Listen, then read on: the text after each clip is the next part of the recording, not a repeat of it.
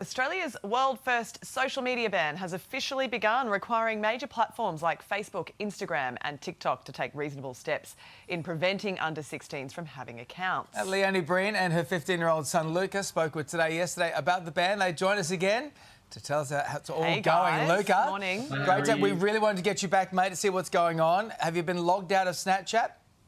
I woke up this morning, I went on my phone and I have not been logged out of Snapchat. I'm still on. Okay, that's interesting. What about your friends? Have you heard from them? What are they saying about it?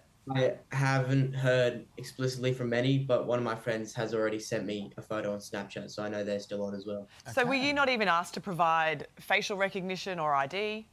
No, I was not asked this morning to provide anything. Well, the days are young. Leonie, how are you planning to handle some detoxing in your household?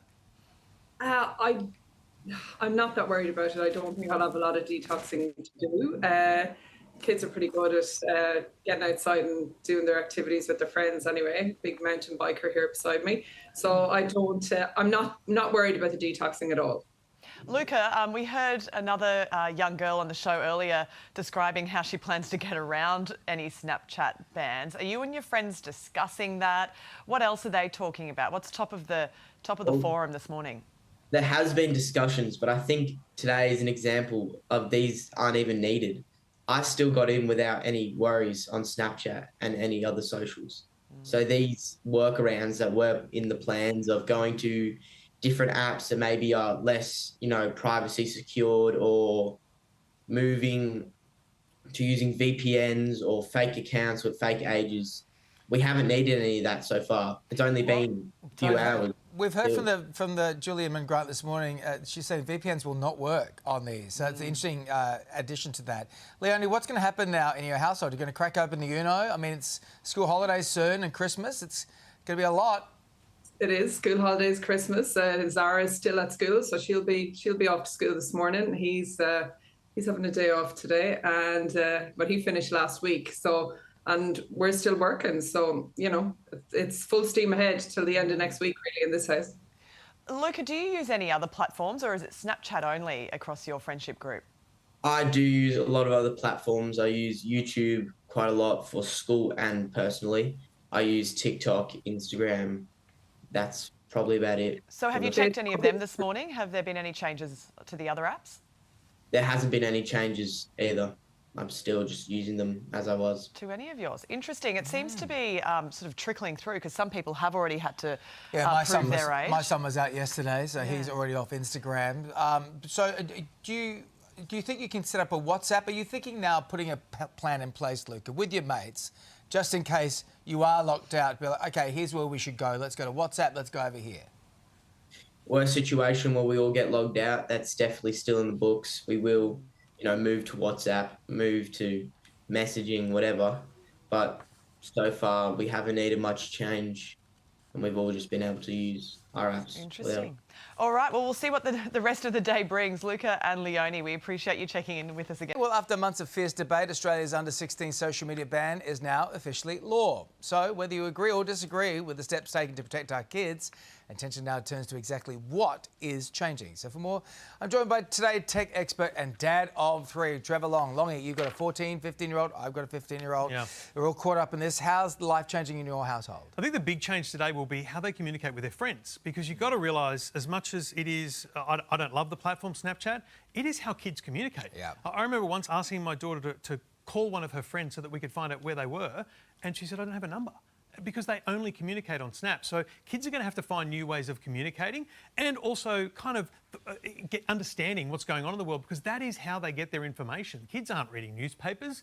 So how kids obtain information from the outside world, outside of school, is going to change. And, they're going to flock to different platforms that haven't been talked about yet. They can still use YouTube, though. They can still watch videos. They can still watch TikToks. I can still send those videos to my kids. Right. Kids can share them on WhatsApp. They just can't have an account and get that algorithm. As Julian Grant said earlier, they can't be fed into that algorithm. So what's happened to those kids' accounts that have been blocked? I think my son's looked at his Instagram yesterday, because he's 15 and a half. Yeah. He said, well, we put you in a date. When you come back, all your information is still here. I've looked at all three platforms, all the big three now, Snapchat, Instagram and TikTok, and they all say, and you'll be welcome back on this date. Yeah. Because you put in a birth date at some point, they basically say your account will be held or frozen and we'll welcome you back on this date. That's Didn't the critical TikTok thing. delete some of your daughter's videos? So this is the big thing, though.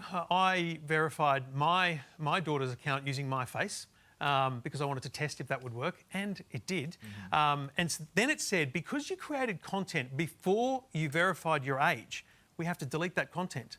Wow. So I think there's going to be a lot of under 16s going to be pretty upset to lose a lot of content today. So all the platforms are making it possible to download your content, so Instagram memories and things like that. And I think a lot of kids are going to want to do that because, again, remember, this is their camera roll. This is how they shared their months. These are their memories. Their memories, yeah. What about, we just saw a child before in the news there, in the 7 o'clock news with Andrea Carruthers, telling us how to get around Snapchat, that her mates already worked around it. Yep. We're like, well, it's fair game. The kids are going to try and do this. Look, you've got to remember, the rules here are the platforms get the fines. There's no fines or lawsuits or anything that can come to parents or kids. So look, I'll be honest with you, it's completely possible that an older sibling, an older friend at school, or a parent will do the face scan for kids. It will work and it will let them through. So my daughter's TikTok account is now active because I scanned my face, but I will almost guarantee you that over the coming months, TikTok will again monitor the usage of that platform and again likely flag it as a under 16-year-old at some point in the future. So just because you get through today, kids, doesn't mean it's not going to happen again in the future because the onus is on the platforms to find the under 16-year-olds. What if, like me, though, you've got a baby face? Yeah. You're mistaken for being under 16, I'm locked out of my account. Yeah, it can absolutely happen because, as we've discussed, the government's own age assurance trial shows that it's not possible to determine the exact age of someone by a face scan. So there are going to be 17 and 18-year-olds today, Dave, that have been kicked off because they look younger. And they're going to struggle to get their accounts back because the face scan is going to say, sorry, we don't think you're of age. So those people are going to have to go to the trouble of either getting a parent to help them, so TikTok has a parental account validation, or use an ID, a government-issued ID, which some people don't want to do, but if you want your account back, that's probably going to be the only way. It's a hard time for parents out there navigating this too. There's a lot of emotions around this as well. What steps should they be taking? I think the number one thing we need parents doing is talking. You just got to talk to your kids. And if there's one thing that's come out of this, love it or hate it, is that we want parents having conversations with your kids. So have conversations with your kids about it. Tell them the why. Yeah, absolutely. Show them the why. Show them things that can go wrong. I don't want to have to scare them, but you need to show them the things that can go wrong. Tell them about group chats. Tell them to create a group chat on WhatsApp with their friends, and monitor their devices. It's really important that you know what your kids are doing, check their devices every night and see what new apps are being downloaded and used. And you know what? If you haven't already established some, now's a great time to establish rules in your family about what apps we use, what times we use it, and when we put our phones away. So that, if anything, this is the great reset for kids on their phones. All right, Trevor, some good advice there. Cheers, Thanks, mate. And we begin with the news dominating households across the country this morning. The ban has begun. Aussie households are the guinea pigs for a sweeping global first as millions of kids are cut off from social media. It's a high-stakes move and the world is watching how this experiment unfolds. They will not be exposed to these powerful algorithms and autoplay and snap streaks that are designed to keep them entranced and entrenched. We're powerless to fight against that sometimes. What chance do our kids have? And we have team coverage on this World First initiatives at home and overseas. First, we're going to cross live to Today Queensland reporter Andrea Carruthers. Andrea, how are families reacting? Good morning, David and Sylvia. Well, it's a bit of a mixed reaction. We are seeing the fallout firsthand here, though. We are with Mel and Amelia Lord here in Brizzy. Amelia, you are 14 years old. It actually kicked in early for you yesterday. How do you feel about it all?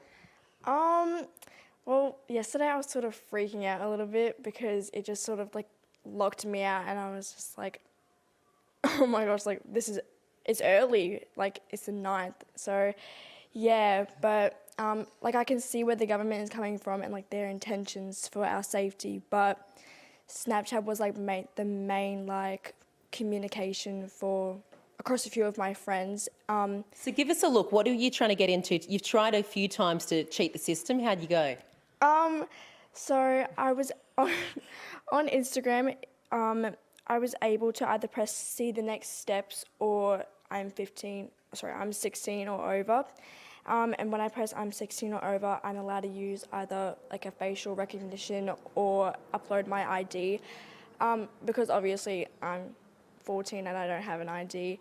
I tried to like do my facial ID, but obviously like You didn't get through. You look too baby face. Mum, Mel,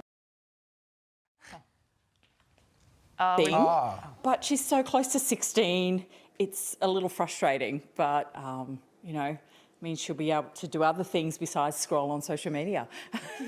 Now, quickly, Amelia, I heard that you have a way for all the kids to get around it on Snapchat if they so choose. Yeah, one of my friends found like a way to get through the Snapchat one. You basically just need to when you're making a new account, just change your, change where you're from. Like, don't say Australia, say like the US, but just don't add your phone number because that will give it away if you're from Australia or not. Well, big job ahead for the Commissioner. And I would also say perhaps a very long school holidays, guys. I would suggest Julie Inman Ground is listening to these workarounds Snapchat's and just about planning to stop that from tackle them. happening. Yeah. All right, the ban is a world first, drawing plenty of reaction overseas. Today, kids under the age of 16 in Australia are being forced off social media platforms like TikTok and Instagram. Live from London, this is BBC News. Millions of children and teenagers are now blocked from social media in Australia.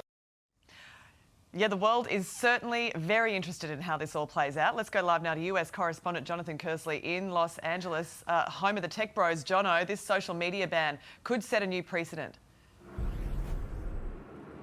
It could in countries around the world. You've got the likes of Denmark, Norway, France and a collection of nations at the European Union essentially saying that they are looking at something similar to what Australia has rolled out today in this historic moment. There are news organisations making this headlines right around the world, from here in the United States at CNN and Fox, the New York Times, the BBC and Al Jazeera in other parts of the world. It's not just news organisations, though. Governments are paying plenty of attention to what is now a world first. And here in the United States of America today, you've got a former White House Chief of Staff under the Obama administration, Rahm Emanuel, who is touted by some as a possible Democratic runner for the Democratic presidential nomination in 2028, saying that there should be a national rollout here in the United States of America. Here's some of what he's had to say on social media. Look, when it comes to our adolescents, it's either going to be adults or the algorithms. One of them is going to raise the kids. And I think we need to help parents. We have asked the White House for a response, but you have to know the power that the tech giants wield here in the United States of America. Not only do they call this country home, but wind the clock back, and you will remember so many of those CEOs had a front row seat at Donald Trump's inauguration. It's a very good point, Jono. Thank you.